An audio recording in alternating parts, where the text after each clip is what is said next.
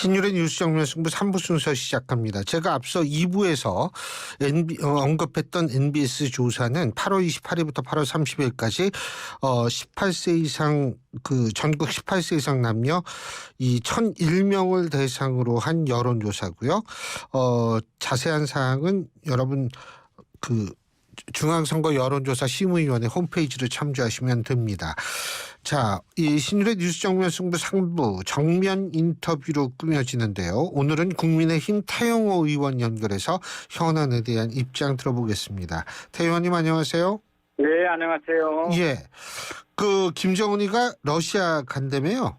맞습니까? 네, 이게 아직 북한 측으로부터 공식 확인이 되지 않아서 예. 이게 진짜 이루어지는지 이건 조금 좀 우리가 시간을 좀 두고 봐야 될 것 같습니다. 그 이유가 뭐라고 보세요? 당연히 군사 협력 문제겠죠. 예. 지금 이 북러 사이의 협력 문제에서 북한이 우선 러시아와 군사 협력이 진행되고 있다는 걸 부인하지 않고요. 예. 그다음에 얼마 전에 러시아 국방상 자체가 현재 러시아와 북한 사이의 군사 협력이 어디까지 갈 거냐. 지역 러시아와 중국이 진행하고 있는 정기적인 합동 군사 연습. 여기에 북한이 참여해달라고 공식 초청까지 했다. 이 정도까지로 러시아 측이 다 공개했거든요. 예. 근데 지금 이제 하나씩 좀 여쭤볼게요. 예. 이 군사 협력이라고 얘기할 때 일부에서는 지금 북한이 SLBM 있죠. 잠수함 발사 탄도미사일. 그러니까 예. 탄도미사일을 발사할 수 있는 잠수함. 이거를 진수를 하겠다고 예전부터 얘기했는데 아직 완성이 안 된 모양이다. 이런 분석도 나오고 있어서 그러한 기술을 러시아로부터 받아야 된다는 얘기가 나오고 있고요. 또 하나는 뭐냐면 왜 맨날 정찰 위성 쏜다 그래가지고 2번이나 실패했잖아요. 예? 예. 이런 자신들의 어떤 기술 부족을 정찰 위성과 관련한 기술 부족을 러시아로부터 받으려고 한다라는 분석도 있는데 동의하십니까? 예, 당연하고요. 지금 북한은 여러 삼중고에 시달리고 있습니다. 하나는 방금 말씀하신 것처럼 정찰 위성을 실패했고 또 경제 사정이 악화돼서 얼마 전에 김정은이 내각 총리를 북한 주민들 앞에서 질타했거든요. 예. 너무 어려우니까. 그러니까 지금 러시아에 제공하는 재래식 이 군사 무기들에 대한 대가를 경제에 필요한 현금으로 달라고 할 건지 아니면 당면한 군사 기술적인 과제들, 이하면 방금 언급하신 정찰 위성이라든가 아니면 좀 더 부가가치가 높은 핵 잠수함에 필요한 소형 핵 반응로 이건 정말 비싼 거거든요. 예. 이런 걸 요구할지인데 제가 지금 판단하건대는 군사 정찰 위성을 2번씩이나 해서 체면을 구겼으니 김정은이가 지금 이걸 못해서 막 지금 안달이 났거든요. 그래서 이 군사 정찰 위성 쪽에 방점을 찍을 것 같아요. 근데 지금 이제 북한이 제공해 주려고 하는 게 포탄이죠? 여러 가지입니다. 포탄, 그 다음에 저격용 소총. 예. 총도 잘 만드는 모양이에요?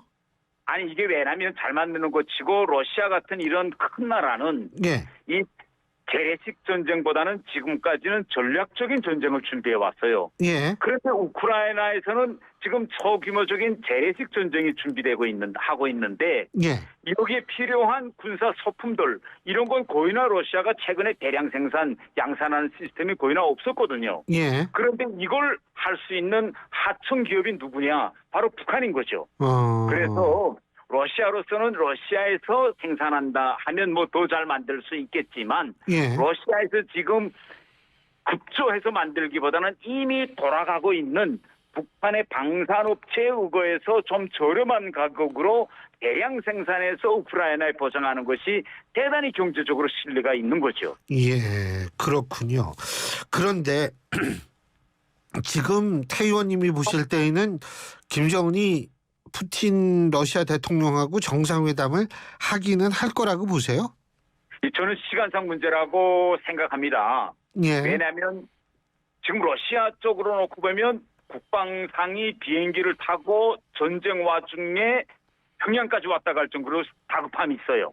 예. 그리고 또 김정은으로서는 지금 경제도 악화됐고 자기가 이렇게 군사정찰 위성 발사에 연이어 실패하면서 체면을 구겨서 본인들 말대로 빨리 또 발사하겠다고 했거든요. 예. 그러니까 그 어떤 가시적인 성과물을 내놔야 할 이런 압박감을 받고 있어요. 그래서 지금 푸틴과 김정은이가 빨리 만나서 이런 현안 문제를 올려놓고 하나씩 타개하는 방도를 찾을 겁니다.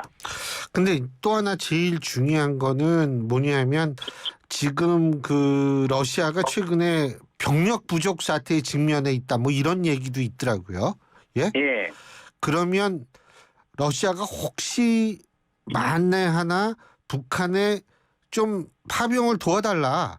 뭐 네. 병력 부족 사태를 좀 해결하는데 도와달라. 이렇게 요구할 가능성도 있다고 보십니까? 그 러시아는 저는 이미 전에 북한에 좀 병력을 파견해달라고 요구했을 겁니다. 예. 러시아는. 예. 지금 김정은이 과연 그러면 보낼까 말까라고 지금 대단히 고민 중에 들어갔다. 저는 이렇게 생각하거든요. 예. 왜냐하면 이 해외에서 특히 이 러시아 우크라이나에서 진행되고 있는 이 전쟁에 우크라이나 전쟁에 북한의 정규군이 간다는 건 이거 대단히 이 전략적인 판단을 내려야 할 이런 지금 상황이기 때문에 예. 김정은으로서는 아마 지금 만약 보낸다면 러시아와의 거래에서 어느 정도 이 값을 올리겠느냐 이걸 고민할 겁니다. 그리고요. 예. 제가 한 가지 더 첨언하려면 러시아에 지금 북한 건설 노동자들이 몇만 명이 들어가 있습니다.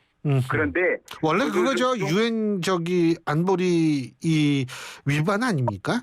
당연히 위반이죠. 예. 그러니 러시아 연해주 이런 수모연 이런 건설장에서 건설을 하고 있는데 러시아는 눈을 감고 그런데 문제는 뭐냐면 지금 러시아에 들어가 있는 북한 인력의 절반 이상이 이게 군인들입니다. 아. 네, 군인들이 부대 단위로 들어가 있어요. 예. 그래서 지금 건설 현장에서는 그들이 3인복을 입고 건설하지만은 내일이라도 북한에서 우크라이나 전쟁에 투입돼 하면 바로 군복을 갈아입고 전투에 투입할 수 있는 인력은 이미 러시아에 있습니다. 예. 그렇군요. 그러니까 예. 그러니까 그게 단순한 노동 인력이 아니라는 거네요. 그러니까 지금은 러시아에서 노동 인력이죠. 왜냐면요. 북한군과 우리 군이 다른 점이 뭔가면 우리 군은 국가가 군대를 몽땅 지원해주고 먹여 살려요. 예. 그런데 북한군은 모든 군 부대마다 각자 도생으로 자기 생존에 필요한 일정한 양은 자체로 보장해야 됩니다. 예. 그래서 부대 단위로 러시아에 들어가서 건설도 해주고 지하 탄광에 들어가서 탄도 캐고 골목도 하고 예. 이런 일을 하고 있는 거죠. 예. 그리고 북중러의 그 합동 훈련 가능성은 어떻게 보세요? 저는 앞으로 이 가능성이 꼭 저는 현실화될 거라고 생각합니다. 왜냐면요. 그동안 북한은 합동 훈련 참가 안 했었잖아요. 그죠?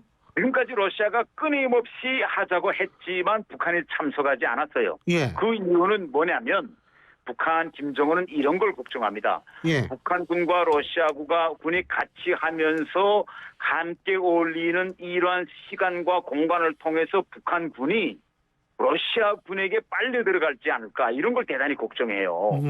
어떤 일까지 있었느냐. 1990년대 말에 북한이 북한군 안에서 러시아 출신 유학생 배경을 가진 모든 장교들을 한 명도 남김없이 다 숙청했습니다. 네. 이 군사정변을 꾀한다고. 그렇게 해서 씨도 안 말리고 더 짜야 씨를 말렸거든요. 완전히. 예. 네. 이렇게 러시아와 군사협력을 하면서도 이 군대를 합동훈련과 같은데 완전히 떼막히는 거. 이거는 김정은도 지금 대단히 고려하고 이게 정말 러시아를 믿고 합동군사연습에 할까 말까. 왜? 지난 시기 역사를 보면 러시아가 이러한 공간을 이용해서 북한 군내에 자기 씨를 이렇게 박아있는 이런 활동도 실제 했거든요. 예. 그런데 이번에 그러면 만일 하게 된다면 그 이유는 뭘까요? 하게 된다면 첫째로 지금 우크라이나의 미국과 온 서방 세계의 힘이 집중돼 있거든요. 예. 그런데 만약 우리 한반도 영내에서 북한, 중국, 러시아가 합동 군사 연습을 한다면 어차피 미국의 시선이 이쪽으로 쏠릴 수밖에 없고요. 예. 다른 하나는 우리가 뭘 주목해 봐야 되는가 하면 북한, 러시아, 중국 이 세 개 나라가 다 핵무기 보유국입니다. 그렇죠. 네, 그렇기 때문에 이들이 합동 군사 연습을 한다면 일반 재래식 무력뿐 아니라 만약 가상적인 핵 전쟁을 어떻게 대비하겠냐 이런 대단히 수준 높은 훈련까지도 갈 수 있어요.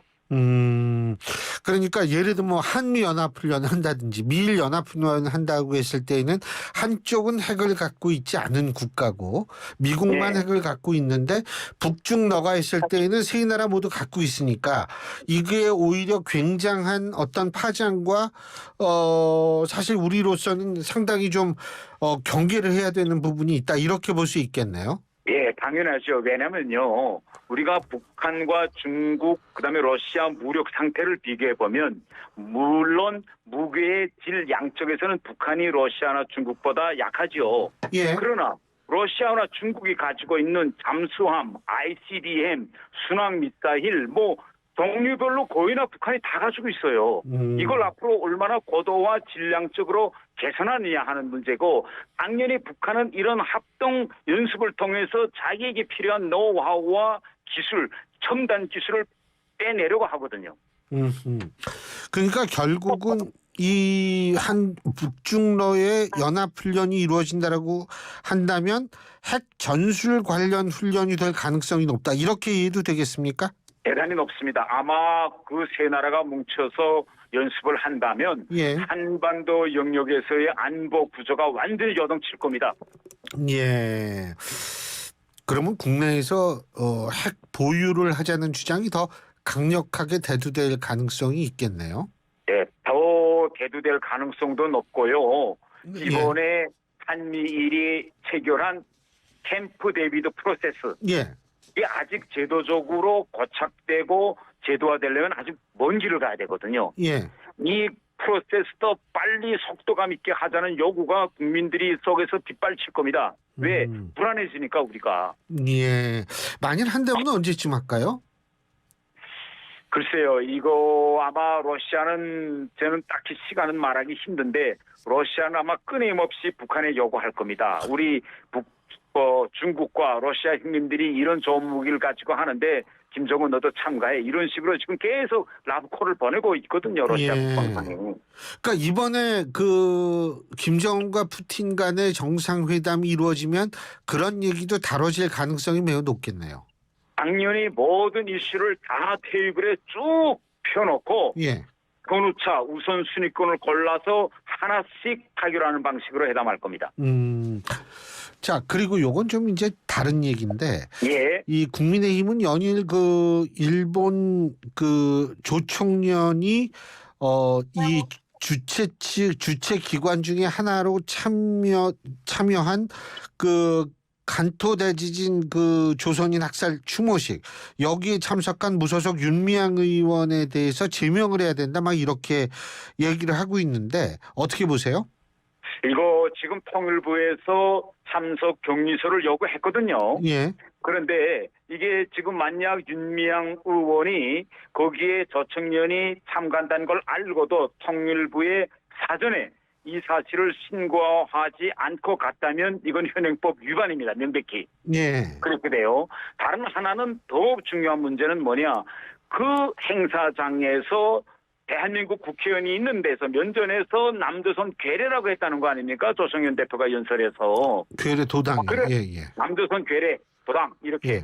그러면 우리 대한민국 국회의원이라면 당연히 거기에서 항의하든지 예. 아니면 항의에 대한 의사표시로 그 자리를 박차고 나왔어야 됩니다. 예. 그 자리에 있으면 안 돼요. 그런데 그 자리에 끝까지 있었습니다. 더 문제는 뭐냐. 그런 일이 있었음에도 불구하고 지금 와서 변명을 안 해요. 왜냐하면 이럴 수도 있거든요. 그런 제가 겨를이 없어 그런 발언을 한 걸 제가 그땐 듣지 못했습니다. 뭐 이러면서 자기 변명이라도 해야 되는데 변명도 안 하고 이걸 당연시 여기고 있습니다. 이게 더 문제죠. 예, 잘 알겠습니다. 시간 관계상 오늘 말씀 여기까지 듣겠습니다. 고맙습니다. 네, 감사합니다. 예, 지금까지 국민의힘 태용호 의원이었습니다.